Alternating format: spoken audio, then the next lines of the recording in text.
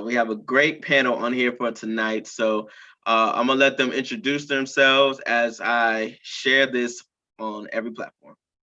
So anyone can start. Well, ladies first. Hi, I'm Marcia. Thank you for having me. So I'm Andre. It's good to be here one more time, and thanks for having me. Hello. I'm Philip Rooks II. Definitely appreciate everyone, connected right now. And yeah, I'm ready to make it happen, ready to have this discussion. awesome. Awesome. Let me go back here. So, if you guys have been watching, we've been talking about dealing with suicide and depression, how the church should approach it, how we should approach it as a community, and different things on how to overcome in those different areas. So, tonight, the core of our discussion tonight will be Black men and their mental health. And at first, I just wanted to share this point. At first I was going to title it men's mental health in general, but then I was watching this TED talk, and I was inspired just to keep the focus on what it was, black men's mental health, because I think that's bigger than men's health in general. And one thing that said, because for our community as black men, we have years and years of suppressed emotion from traumatic experience that's happened over generations, and that's why it's okay to say we're going to talk about this specific matter, black men mental and their mental health and healing a culture. And so to get started, let me see. So my first question would be, how do you guys feel, or why do you feel in this current day it's hard for men to openly express themselves? All right, so I actually wrote a little bit on this one down because I wanted to make sure that I kind of put my thoughts out and organize them a little bit. But society often tells men, real men don't cry, right? Like that is the ultimate stigma that they throw out immediately. And I know for myself growing up, they had the names that were associated with it, like crybaby and sissy, and things of that nature to kind of keep you in that box of, oh, you're not supposed to cry, you're not supposed to show emotion. But then we also have that pressure of support. We as men are supposed to support the family. We're supposed to be the heads of the family. And how can you show strength as a man and you crying behind the scenes, like you crying in front of people boohooing, but then I have to realize that my walk with Christ, you do some time crying and spending time. So it's a different mindset when you have Christ with you. But society has us fooled that you're not supposed to cry. That's not your place.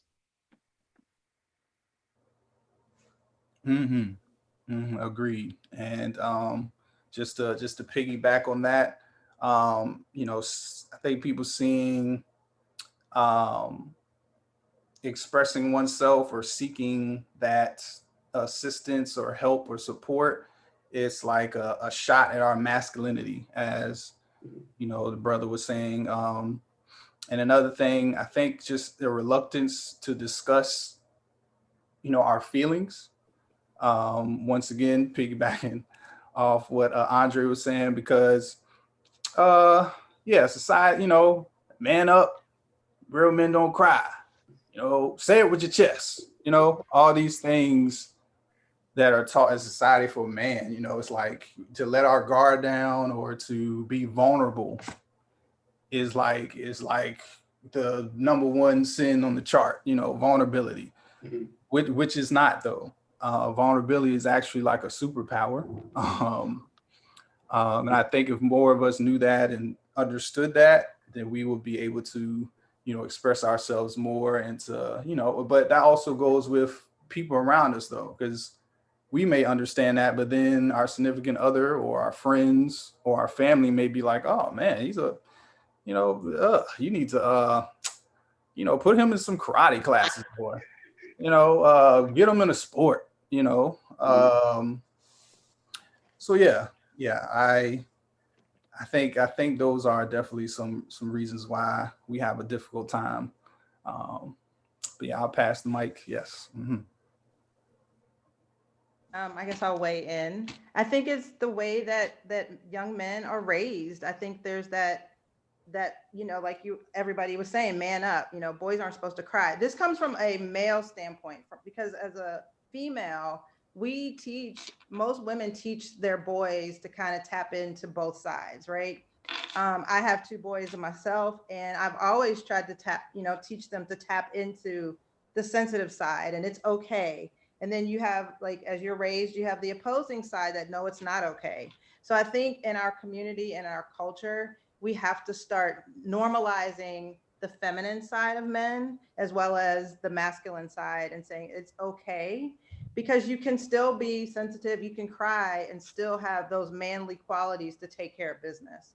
So we really just have to start in how we're raising our young men.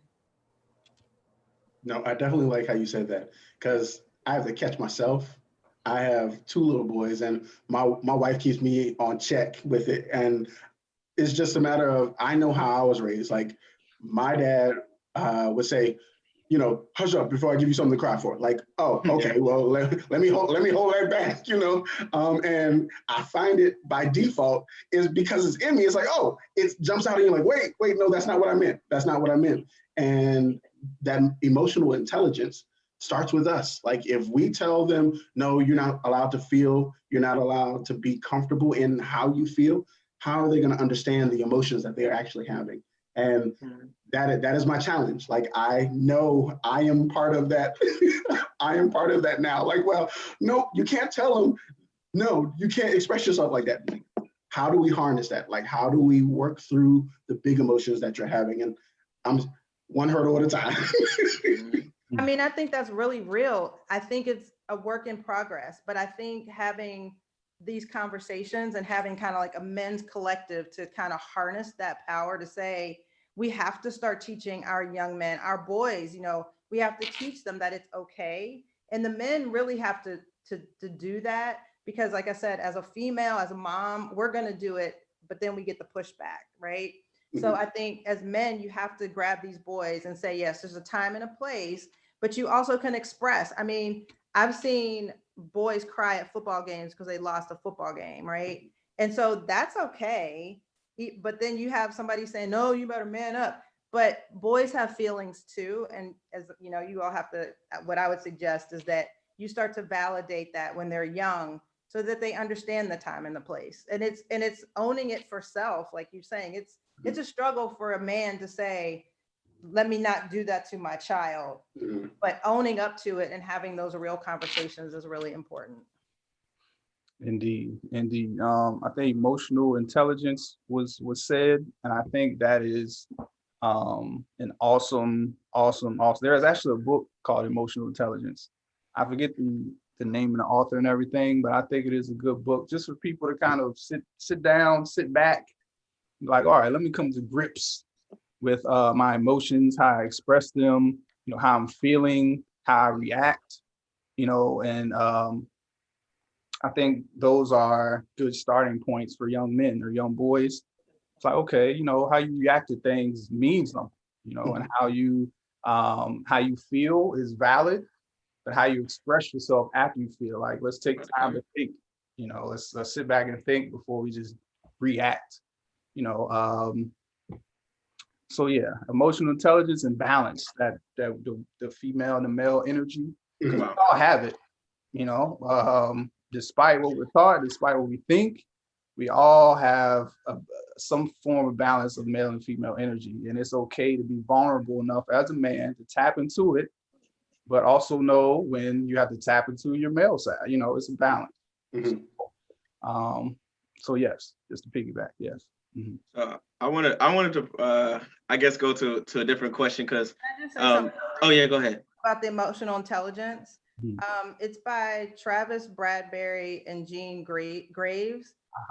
But I just wanted to say really quick, I think emotional intelligence and teaching our children about emotional intelligence is a game changer. So that's something else, since you guys mentioned that, I think it's important to teach our children how to be emotionally intelligent, so that they can kind of navigate and do the tango with different people, especially boys. They've got to learn that. And the earlier they learn it, I think the more productive they can be with their emotions and their communication. So that was it.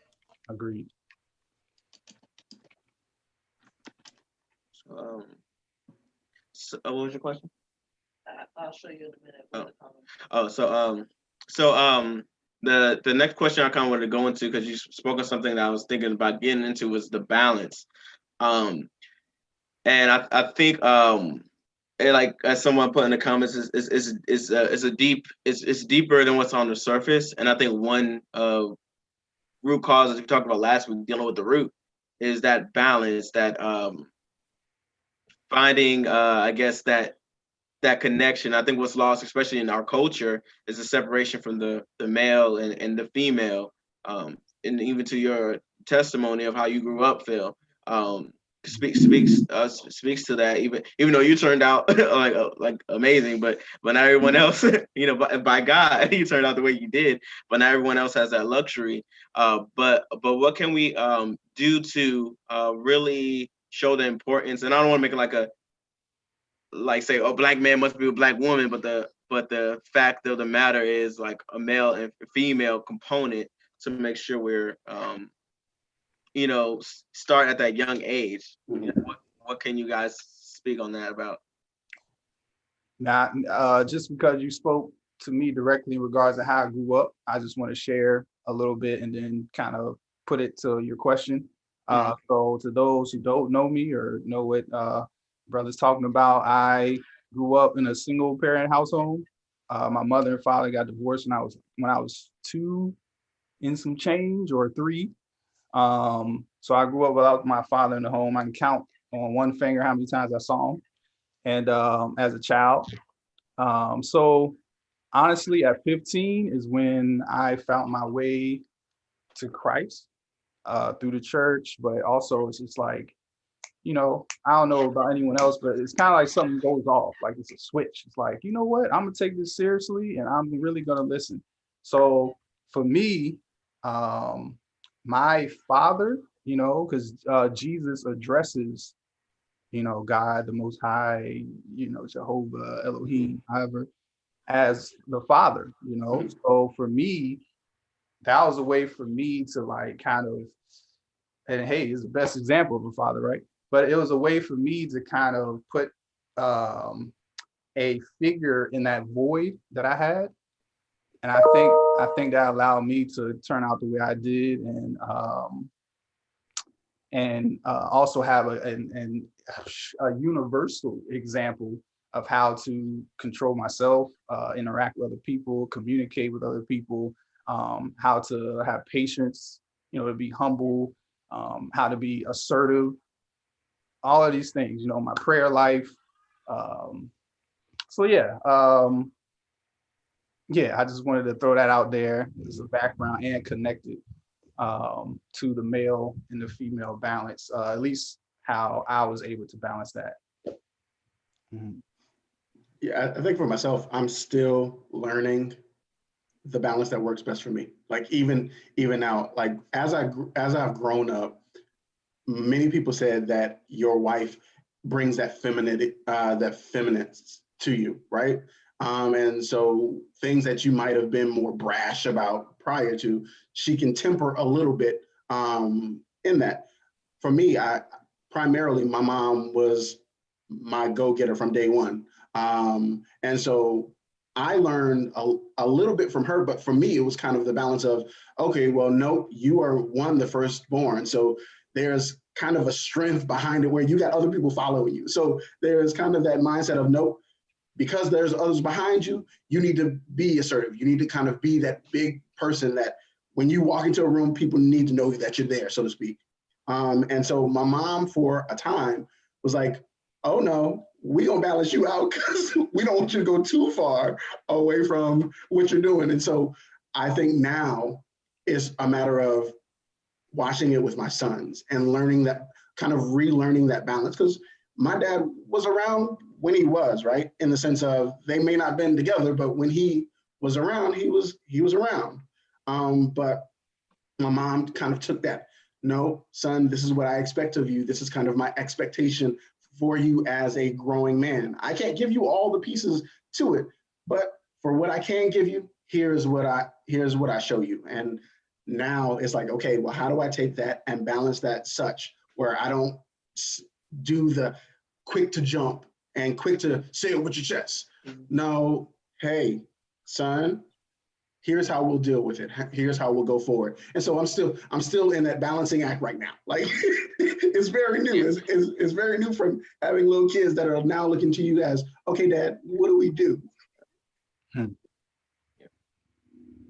I would just add that I was truly blessed and fortunate to have a two-parent household, and I think what helped me develop even to the person I am today is I understood at a young age how fortunate I was for having many friends who had various stories, whether from having a single-parent household to adopted to all kinds of stuff, and just to not take advantage of my upbringing really allowed me to see things in a different way, and I truly feel like I was blessed because I had that balance. My dad was very strict, he was very straightforward, but he was loving as well, and my mom was very nurturing, is very nurturing, but she's from New York, so she went hard too, so they both had that balance, which helps me now. But even to now, I would say I definitely am in progress and process of being more vulnerable, because Phil might attest to this. We knew each other back in college, so we were just living our best life. But but to now I'm married with 3 kids, and my wife helping me, and then having 2 girls, older, and then my son, I was able to soften up, and I think that that prepared me for now raising my son up, because I couldn't be Mr. Hard Guy, in a house full of women, but I still had to raise him as a man.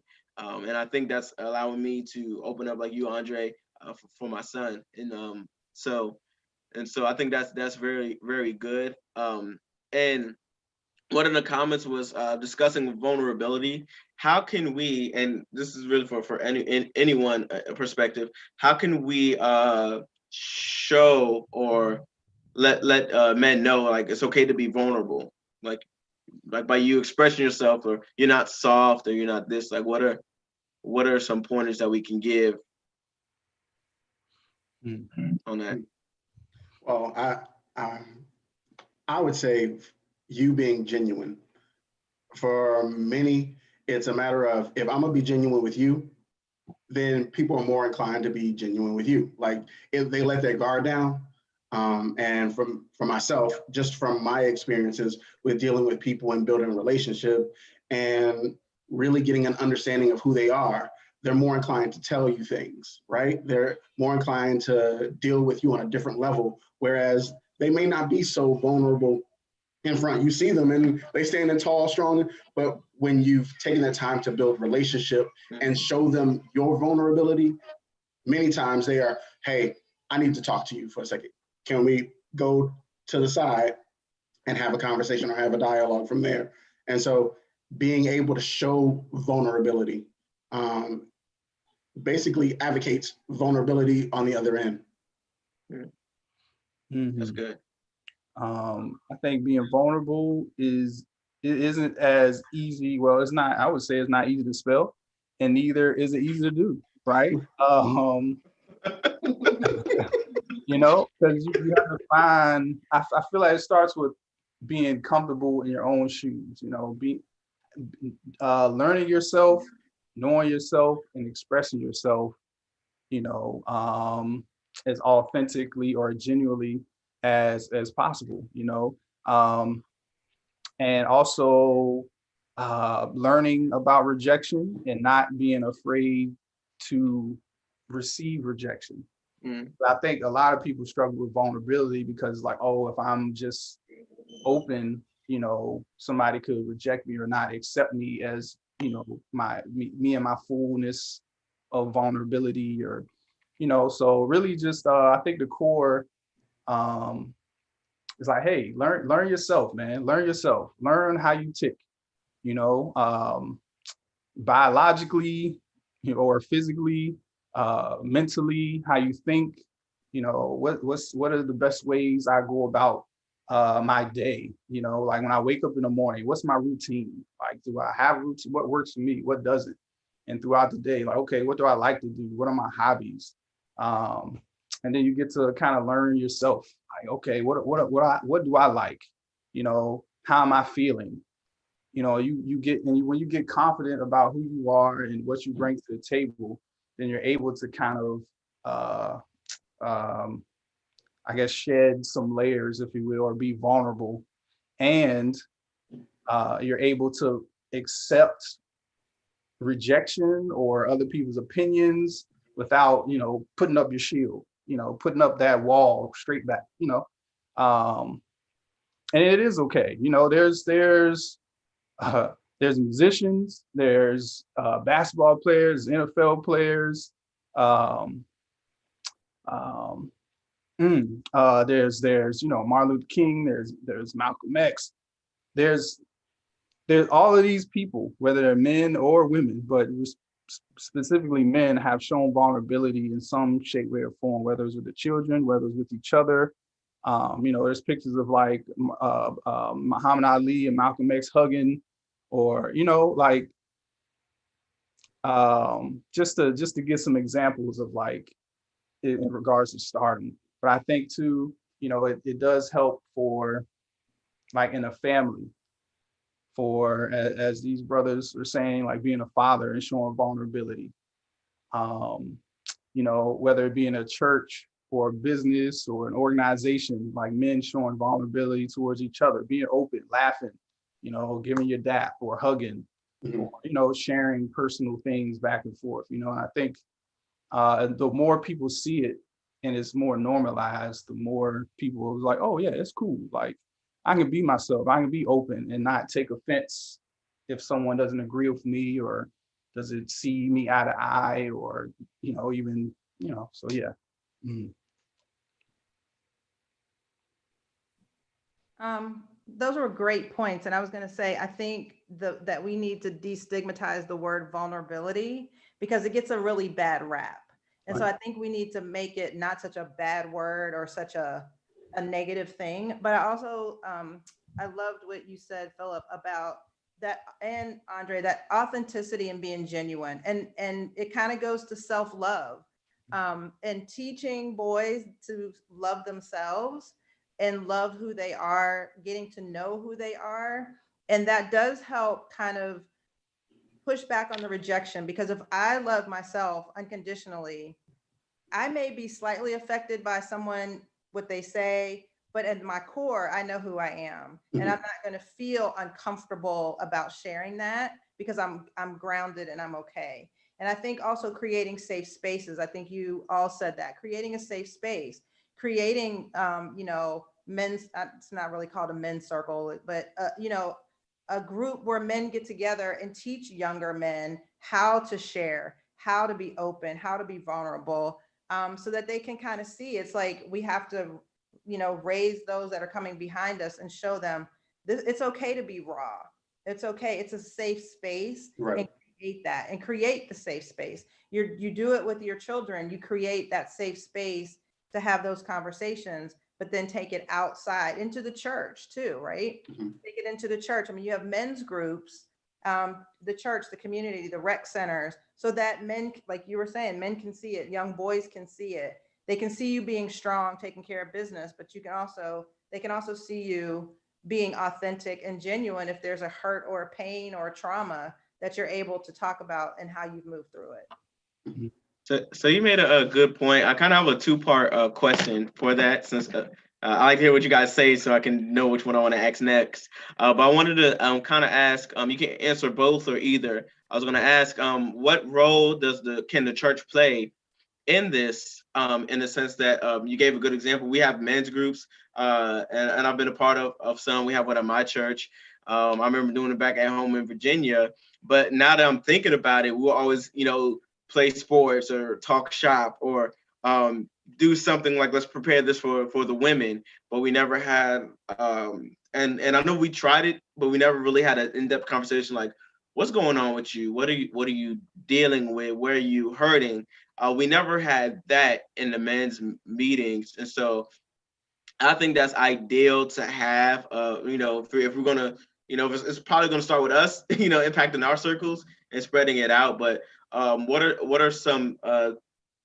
I'll focus. I'll keep it on that one. I'll say my second question later. But what are some ways that we can be more impactful about this in the church? I mean, have one of those fireside chat kind of conversations and say, hey, we're going to have, I don't know if this is still popular to say, we're going to keep it 100, whatever the newest phrase is, right? But we're going to, have like a wings and chat type of thing. We're going to have wings and we're going to chat, whatever, right? Y'all love wings. So, and you just have, I'm just saying, bring food, but, have those fireside chats and say, or be authentic, say, when I ask you how you're doing, I don't want you to just say, okay, I want to really know how you're doing. And have difficult conversations, which sounds kind of like, what do you mean? But have real difficult conversations. How are you doing? Take COVID, for example. How are you taking care of yourself? How are you taking care of your mental, your mental status? Like, dude, like, well, if y'all were having a chat, dude, like, what's really going on, right? And really say, I don't want the canned answer of what you think I want to hear. I really want to know how you're doing, and look at them in the eye and say, bro, or whatever, however y'all say it, are you really okay? Mm-hmm. Yeah, just to pick it up. I participated in, it wasn't in the church, but I think it could be implemented in the church, and it's basically goes along with what we're saying. It was called a mastermind, and I believe it started out with probably like 12 of us, but it went down to about 7. But nonetheless, I think if it was in a church setting, it would, it would just bring a sense of community and a sense of not comfort, but a sense of just I think foundation in regards to my emotional health and mental health, within the church, which is a great foundation to have those things. What I was going to say, boom, boom, boom. Okay, yes. In the mastermind, we would come there every week and we would share goals that we would have for that week, right? So, and that's vulnerability. That's being vulnerable because you're expressing, my week and what I plan to get accomplished, or whether it be with business or with my relationships, what I'm gonna do Wednesday, what I'm gonna do by Friday, workout regimen. These things just help create that vulnerability or those talking points. And also, we discuss books that we are reading. We discuss, okay, and here's a way that you can kind of maybe get people to come to the group and just add those topics in, like the what goes to the week or sharing books and stuff. But we were also in the mastermind, we would go out into the community and do like clean communities and in Richmond. We also did a program where I think it was Christmas time, and we created gift bags, and the people, that were homeless or, we would pass those out. They had like, toiletries and things like that in them. But yeah, because then that would not only incorporate, that vulnerability and that safe space, but then it's like activities follow. So that would get the youth to kind of, get on board and be like, oh, okay. And just doing community service is a eye-opening and, to me, Christ-like experience in and of itself. So I think that is a good way that the church could do that. Yeah. Mm-hmm. Yeah, now I know for us, especially during this time, we, in some cases, once a week, once every 2 weeks, it's, hey, call your brother just to check on him, see how he's doing, see what he's going through, especially with some people losing their jobs. Everybody's situation is different. Some people even getting sick at this time, just being able to call and contact and just stay on the phone with them for a few minutes. Be okay with, like Marcia said, ask those questions. Because sometimes it just takes somebody to ask the question that they're like, oh, well, I wasn't expecting that. But because, especially in the church, you would think that because you're church going together with them, your brothers in Christ, that, hey, they're expecting you to, at some point, ask some of the more difficult questions. Mhm. We consider ourselves in church as family. So if we consider you as family, me asking you a question, you shouldn't necessarily get offended. It's not that I'm trying to get in your business. It's I want to make sure, are you okay? Like, are you still standing? Are you still strong? Are you still holding on? What can we pray for together?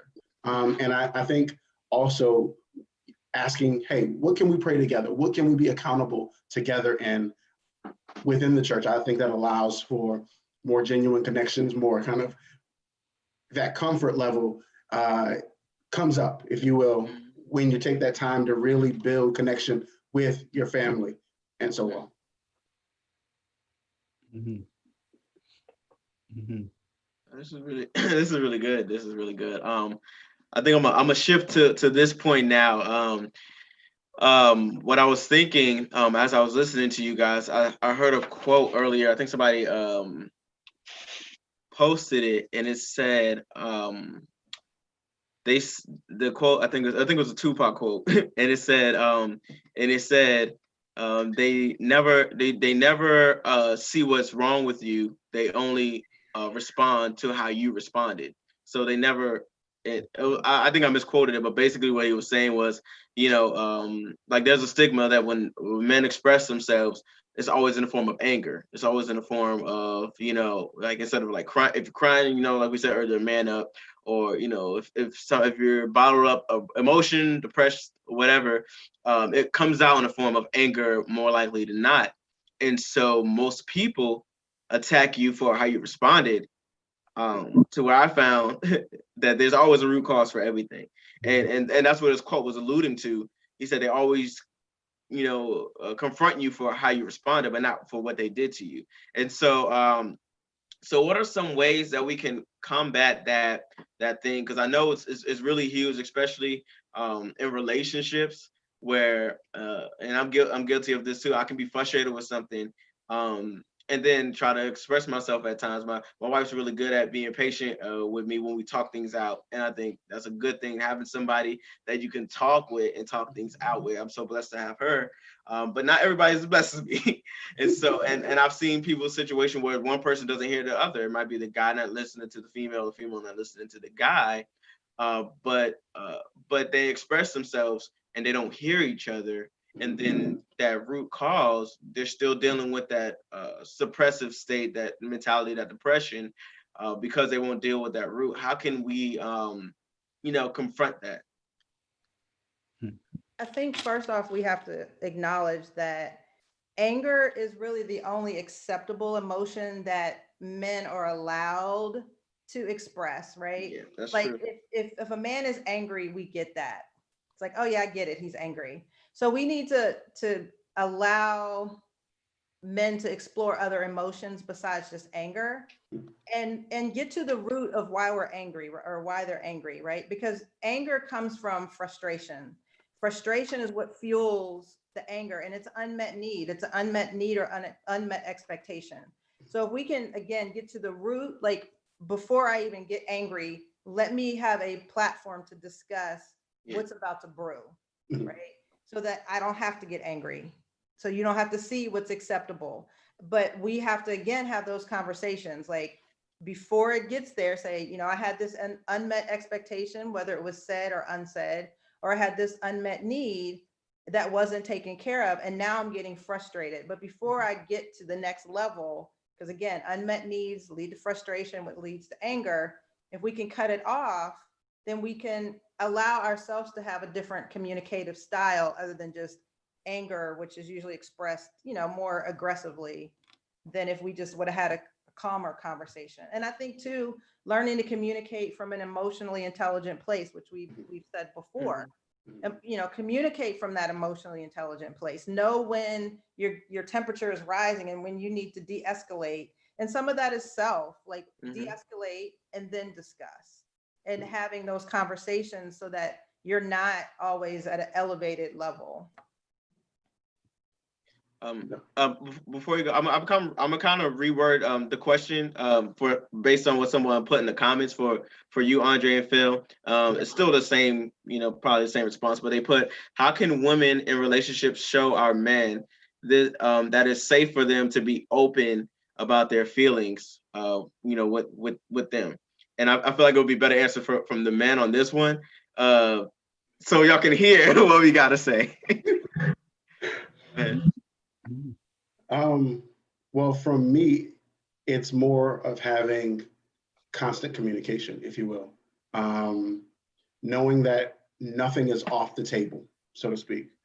If I can bring anything and everything to you, then I'm more inclined to feel comfortable when things aren't necessarily going the right way.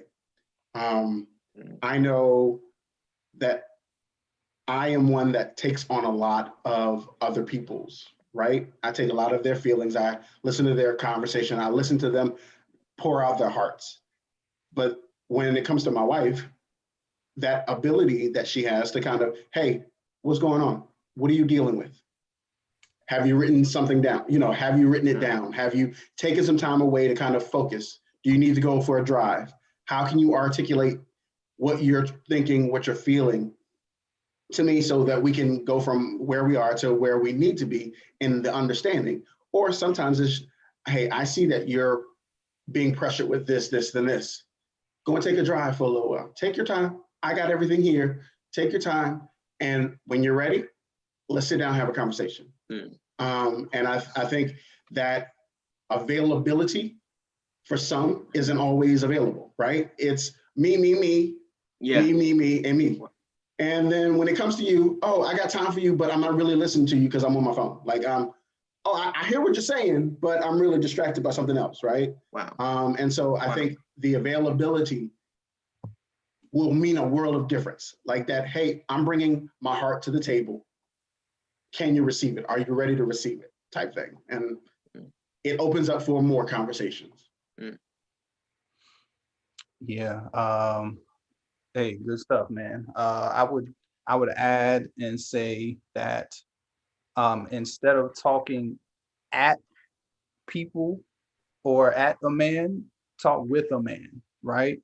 Because as I told Andre and everybody before, I work in mental health, and a lot of times what I come across is, well, a man could be trying to express himself, and it may not be, articulate in such a way that everyone, can understand and be like, oh, he's such an eloquent man.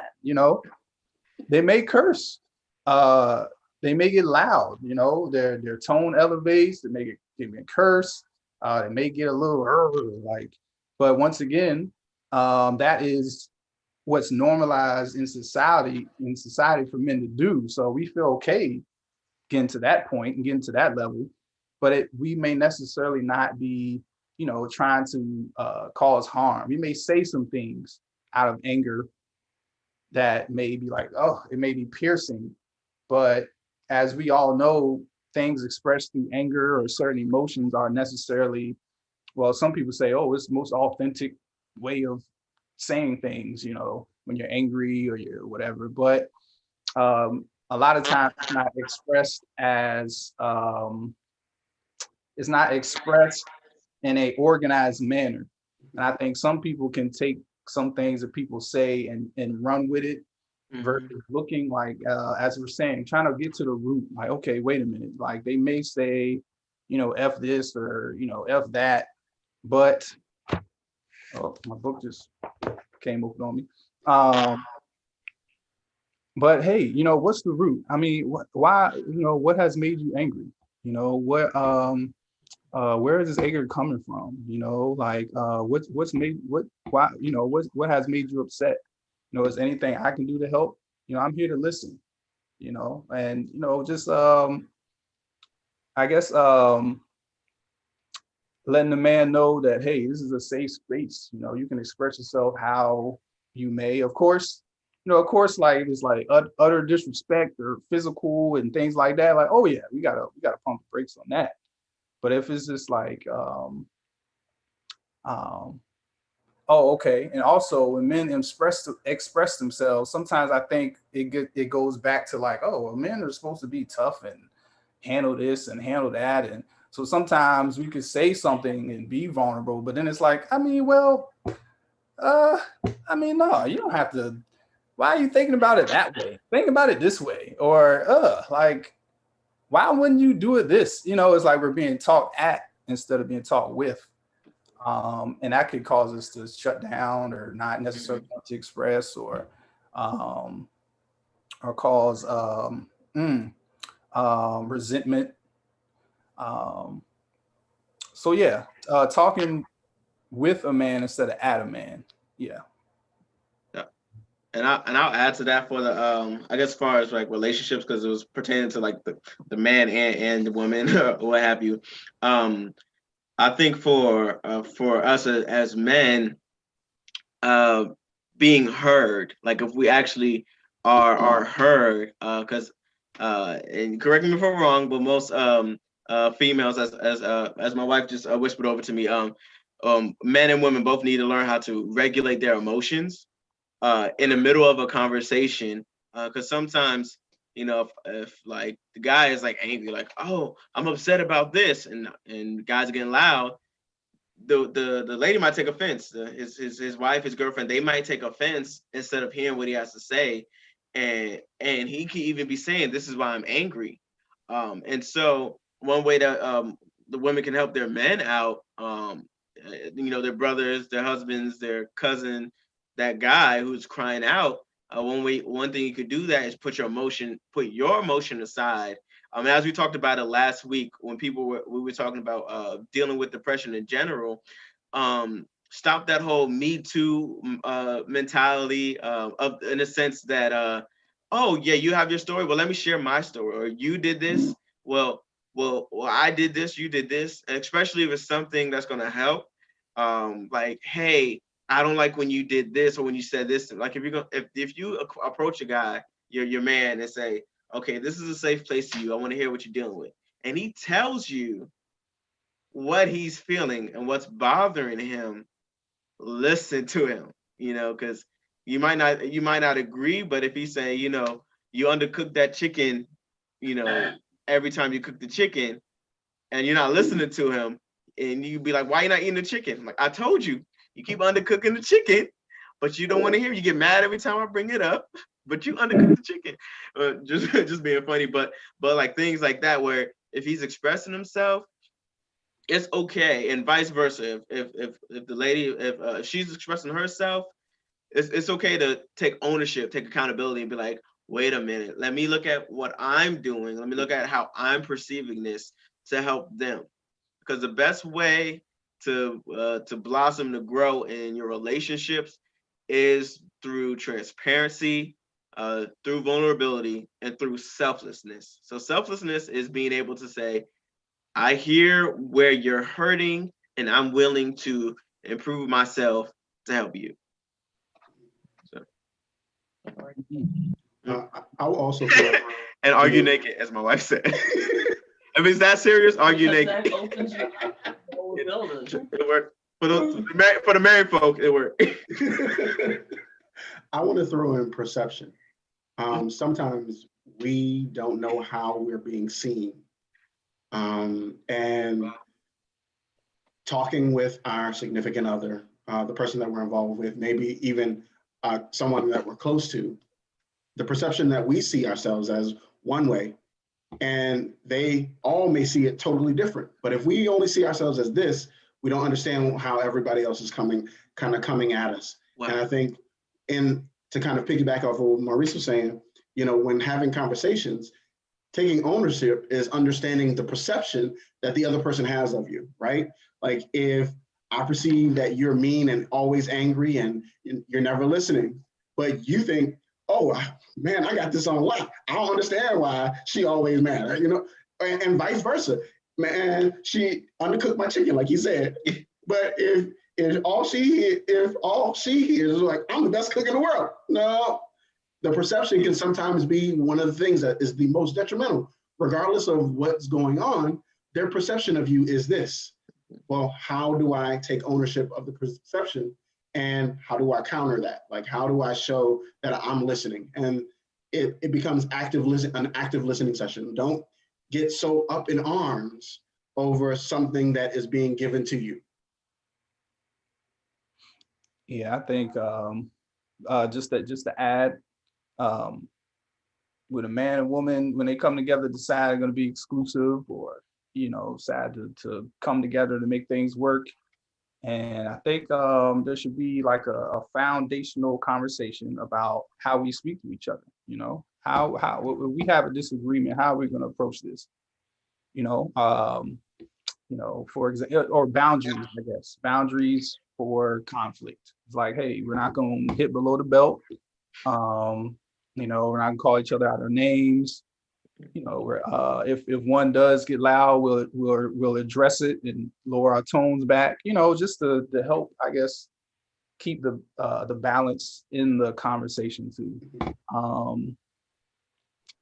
Yes, I want to add that. It was something else, but I can't remember, so I'll just pass the mic. But yeah. I do like that ground rules thing. Yeah. I setting a conversation ground rules, like an expectation of here's what we're coming into. We all both understand what's on this, and moving forward, that at least you all have, already started the agreement there, right? The compromise is, hey, this is what we agreed on. Let's move forward. I like that. I like that. Respect. Yeah. Mm-hmm. Just wanted to piggyback on what Andre said about the actively listening. This is something that I work on with a lot of the couples that I work with, is the active listening, the kind of giving feedback and listening to understand and not listening to respond. And I think that helps to kind of what Maurice said, deregulate sometimes of the emotion, is that we are always so busy to respond and defend. And when we're having a discussion, I think the ground rules is paramount. I think that's amazing.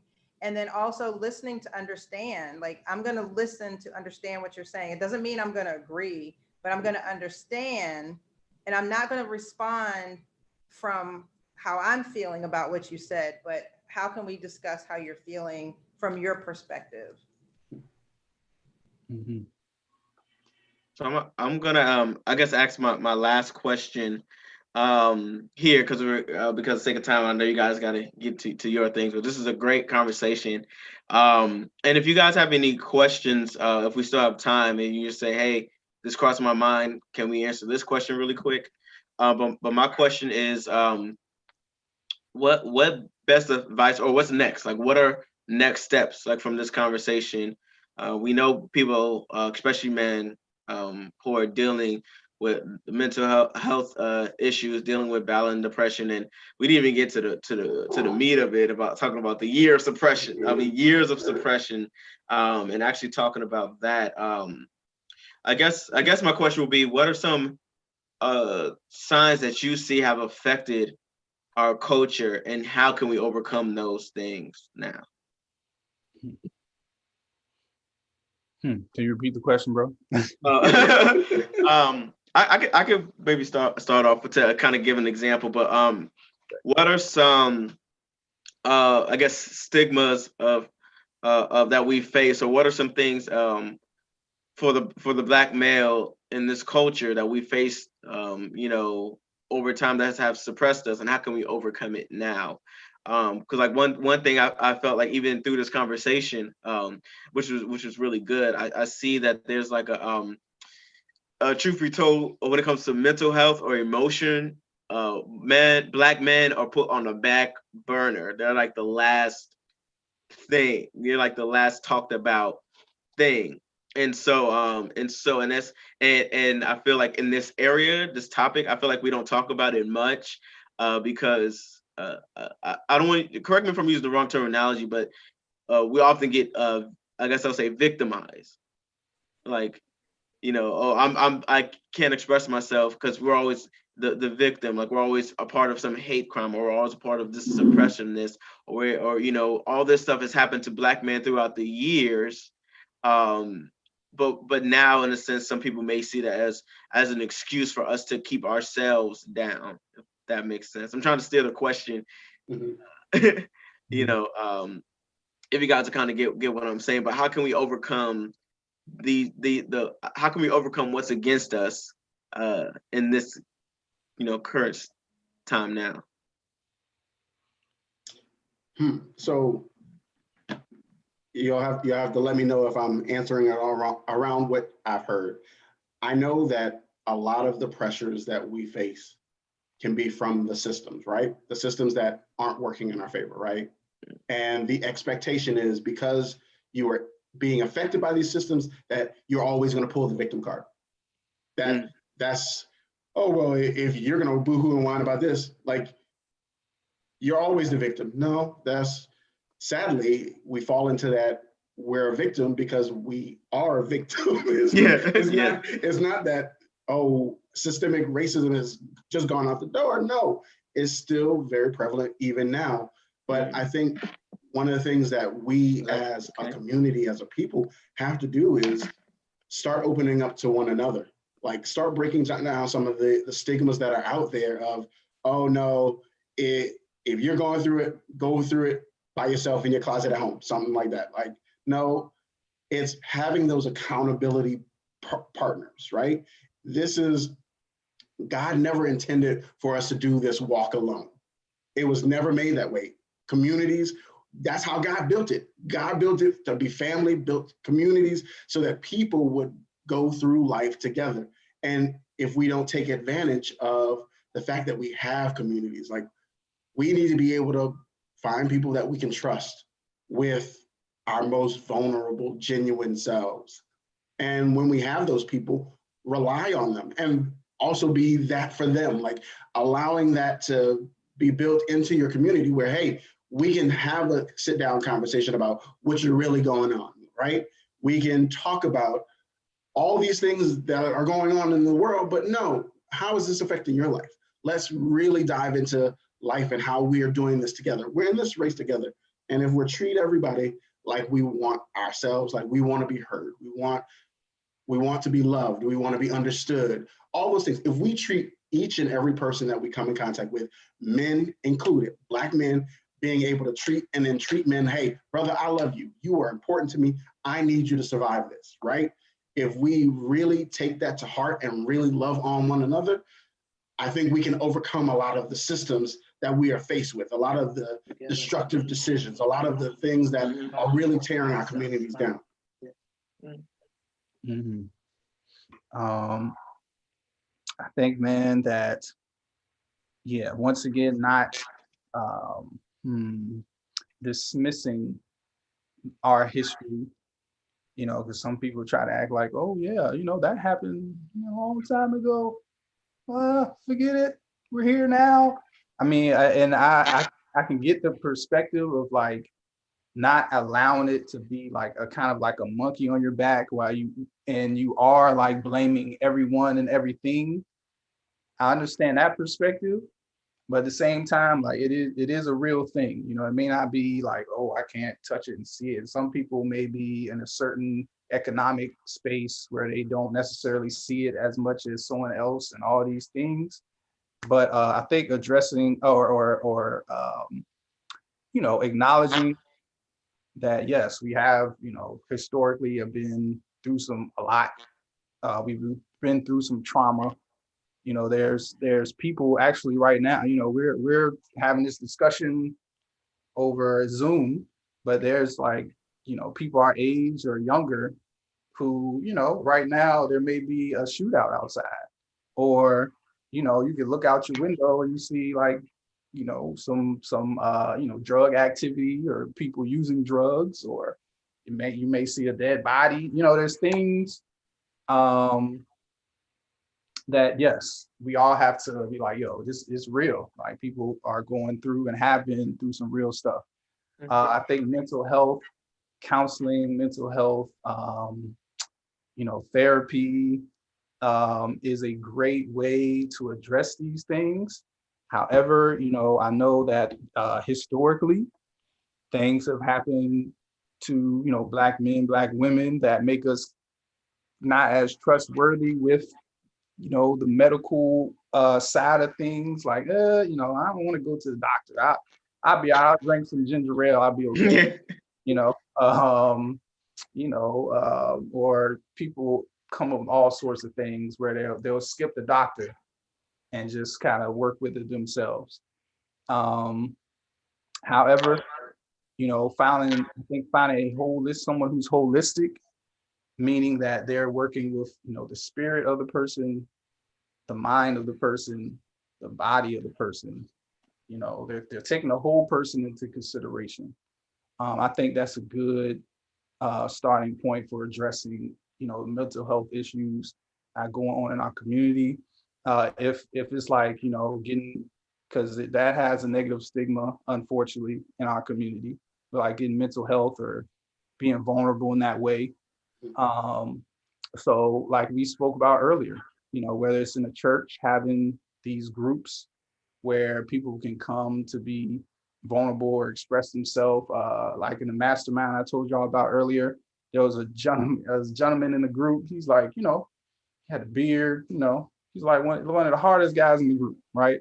But one time he came and man, I think he was going through something with his girlfriend or something. He came, he cried.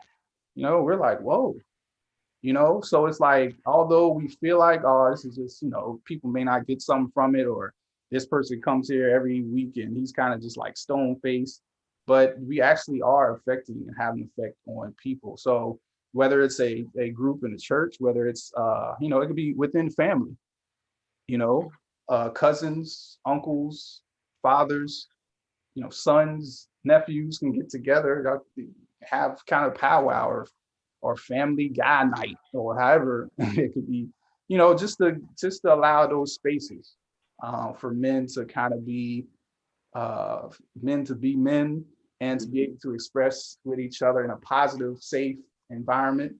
Um, yeah, let's see. Yeah, those are some next steps, but I don't want to hog the mic. So yes.